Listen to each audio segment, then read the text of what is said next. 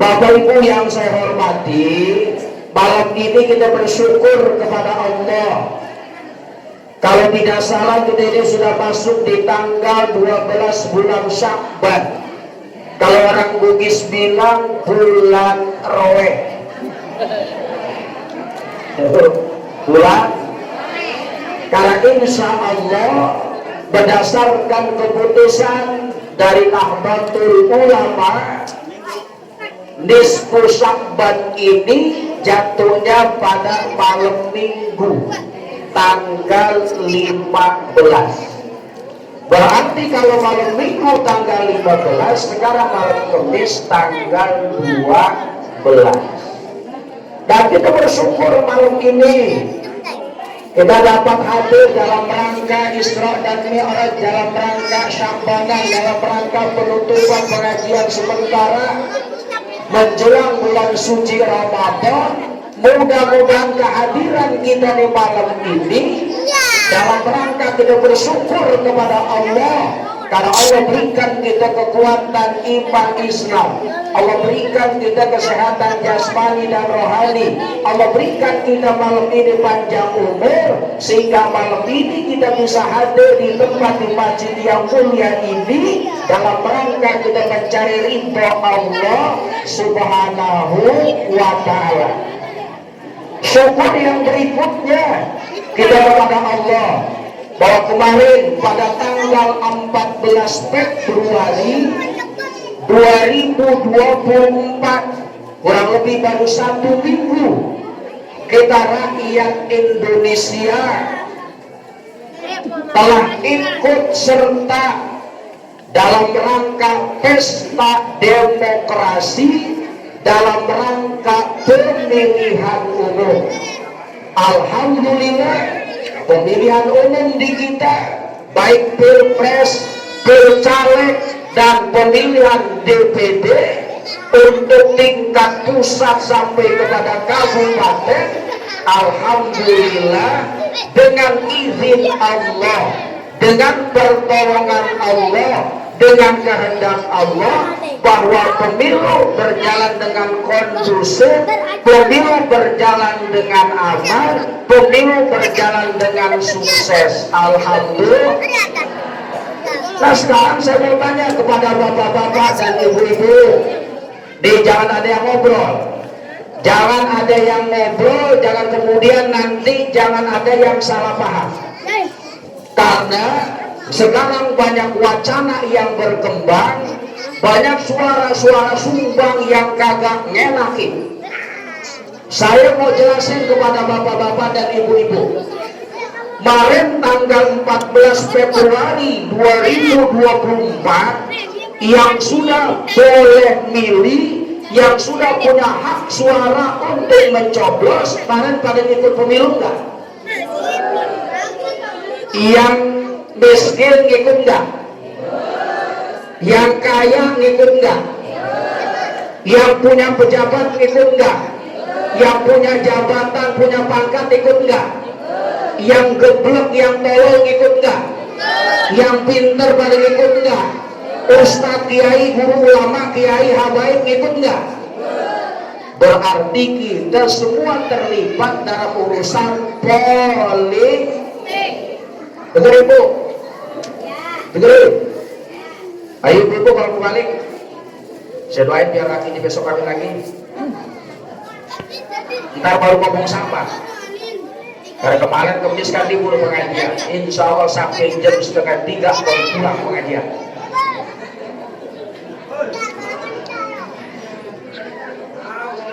Bu, mau pulang? Kelihatan ada semester 1 yang pulang ibu saya doain biar lagi besok kawin lagi. Yang janda biar dapet jodohnya aki-aki.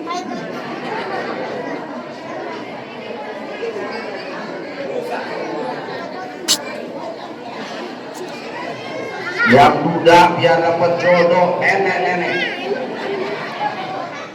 Yang punya Bang Emo bukan kebayar-kebayar. Ada punya Bang Emo? Iya. semua terlibat dalam urusan politik. Benar? Kiai kemarin ikut nyoblos enggak? Ustaz, ulama, habaib, ikut.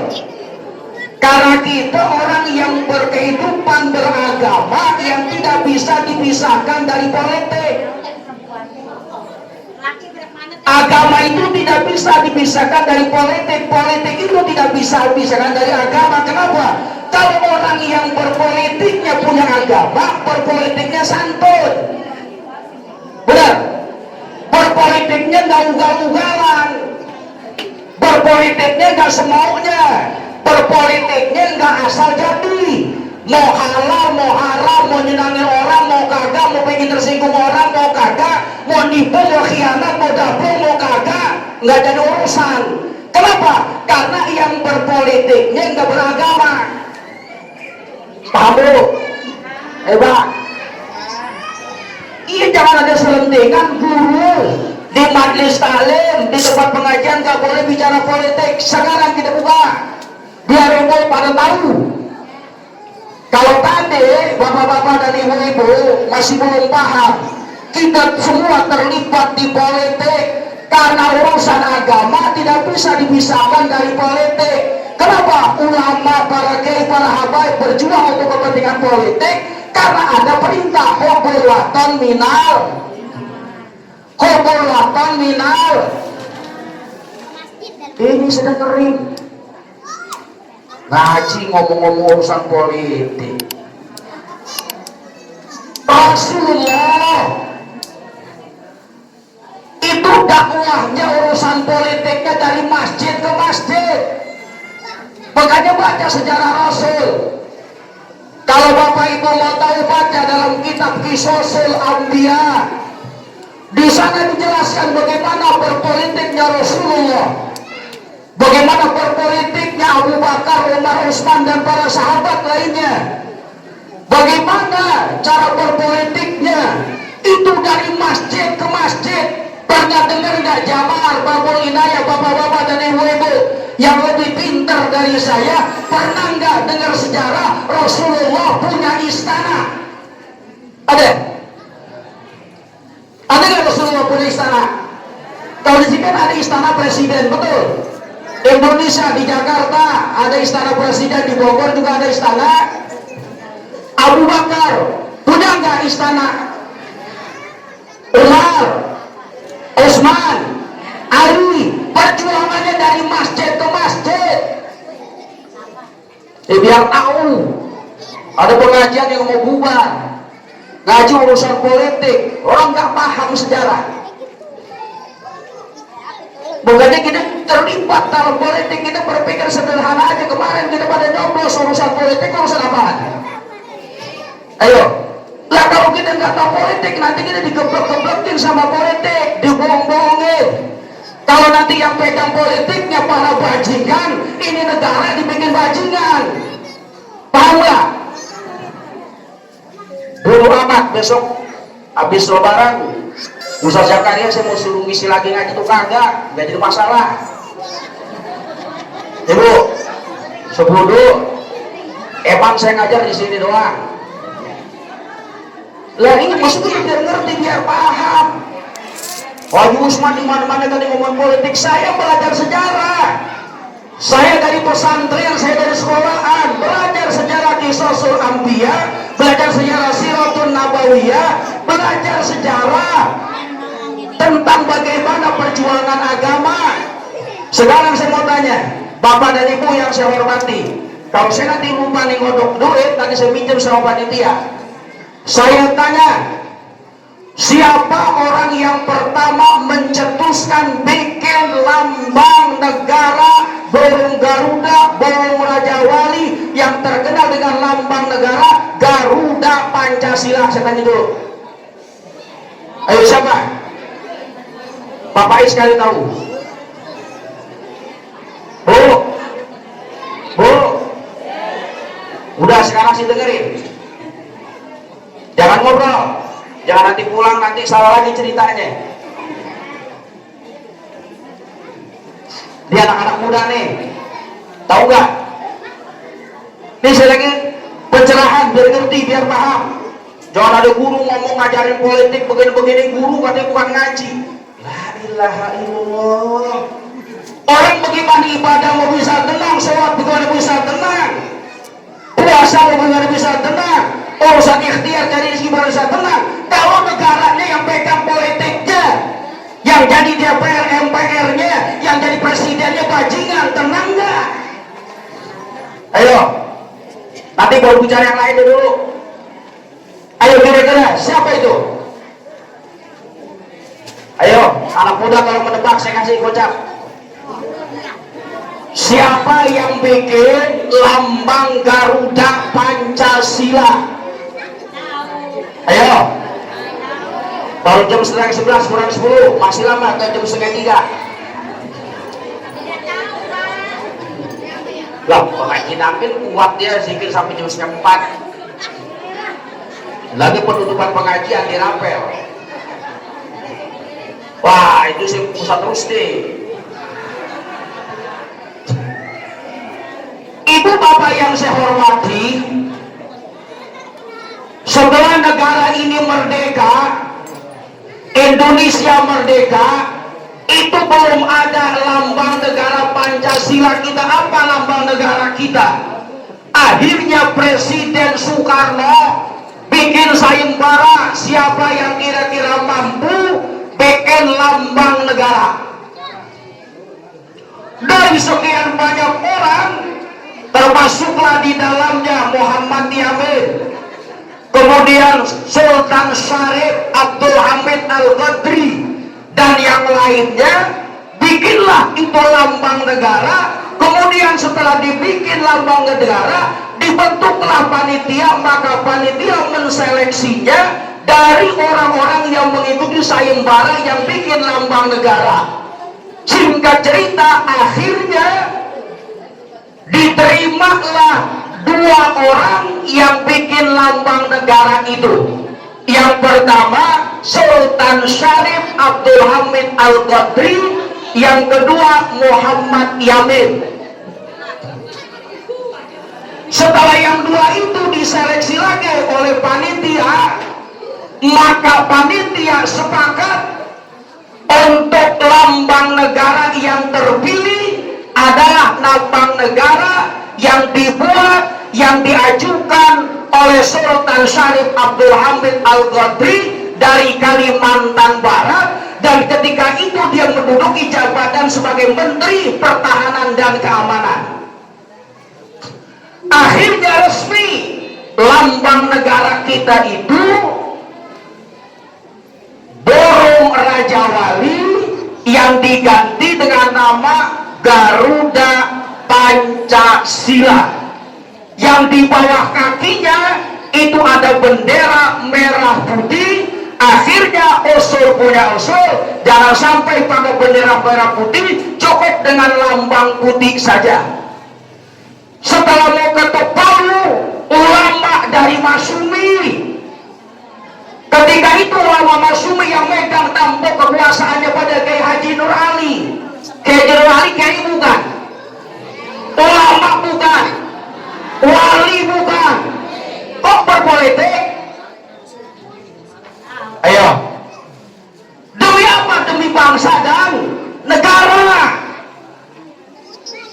Orang-orang Masyumi usul yang pada waktu itu dibubarkan oleh Presiden Soekarno.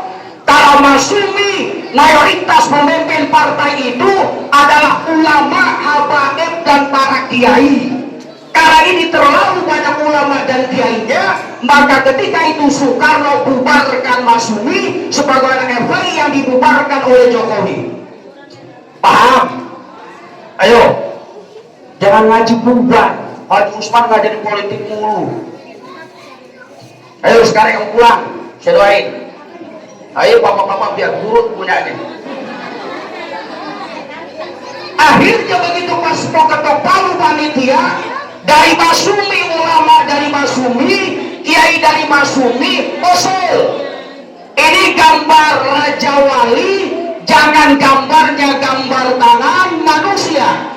Jangan badannya badan manusia, karena nanti akhirnya punya kepercayaan kepada mitos, punya keyakinan bahwa ini adalah kekuatan manusia, sehingga menghilangkan kekuatan Allah. Akhirnya diterima itu usulan para ulama, para habaib, para kiai yang ada di partai Masyumi ketika itu. Maka jadilah burung Garuda Pancasila yang sekarang.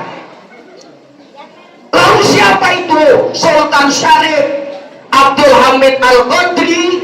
Dia adalah seorang habaib, seorang kiai, seorang ulama, seorang waliullah. Dia berketurunan Arab Indonesia, berasal dari Hadramaut, dari Yaman. Saya tanya, Sultan Abdul Hamid Al-Qadri ini kiai bukan? Ulama bukan? Habaib bukan? Kok berpolitik? Ayo, lah dibanding Haji Usman, Ustadz juga bukan pekuat. Bapak-bapak aja yang salah nyebut kiai, nyebut Ustadz.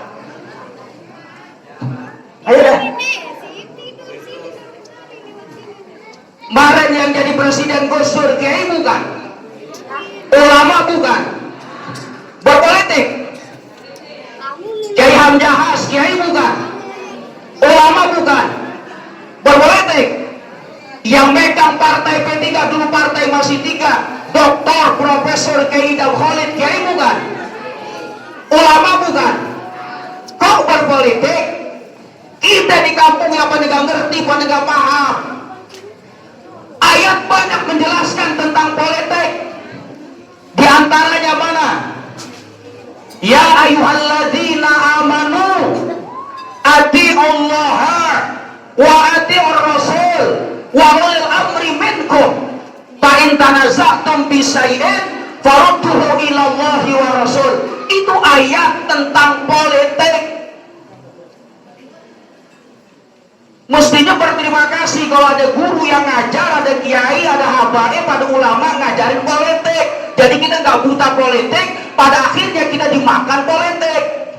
Betul? Ngaji mau berhenti aja kapan? Lah gurunya ngajarin politik, nggak paham, nggak ngerti. Quran yang bilang, apalagi ini ayat politik. Allah bilang dalam Al-Quran, adul amanati ila ahliha fa idza hakamtum bainan nas fahkumu bil adli